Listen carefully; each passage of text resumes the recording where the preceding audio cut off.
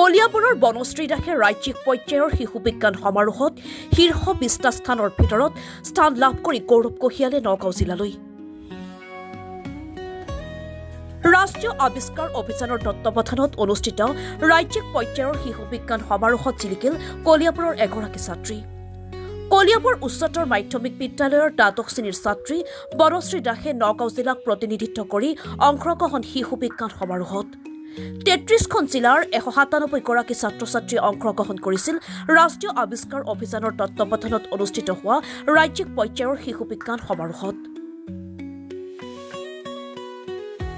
১৯৭ গৰাকী ছাত্ৰ ছাত্ৰীৰ ভিতৰত কলিয়াবৰ উচ্চতৰ মাধ্যমিক বিদ্যালয়ৰ বনশ্ৰী দাসে শীৰ্ষ ২০টা স্থানৰ ভিতৰত স্থান লাভ কৰিবলৈ সক্ষম হয়। কলিয়াবৰ উচ্চতৰ মাধ্যমিক বিদ্যালয়ৰ বিজ্ঞান বিভাগৰ শিক্ষক পংকজ কুমাৰ বৰুৱাৰ নেতৃত্বত বনশ্ৰী দাসে অংশগ্ৰহণ কৰিছিল শিশু বিজ্ঞান সমাৰোহত গুৱাহাটী শিল্পগ্ৰামত। বনশ্ৰী দাসে ৩৩খন জিলাৰ ১৯৭ গৰাকী ছাত্ৰ ছাত্ৰীৰ ভিতৰত শীৰ্ষ ২০টা স্থানৰ ভিতৰত স্থান লাভ কৰি গৌৰৱ কঢ়িয়াই আনিলে নগাঁও জিলাৰ লগতে কলিয়াবৰলৈ।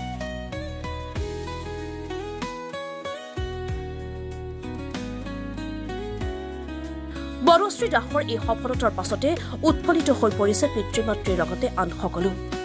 পিতৃয়ে জীয়ৰীক মিঠাই খুৱাই আশীৰ্বাদ দিয়াৰ লগতে আত্মীয় গামোচা পিন্ধাই শুভেচ্ছা জ্ঞাপন কৰে বনশ্ৰী দাসক।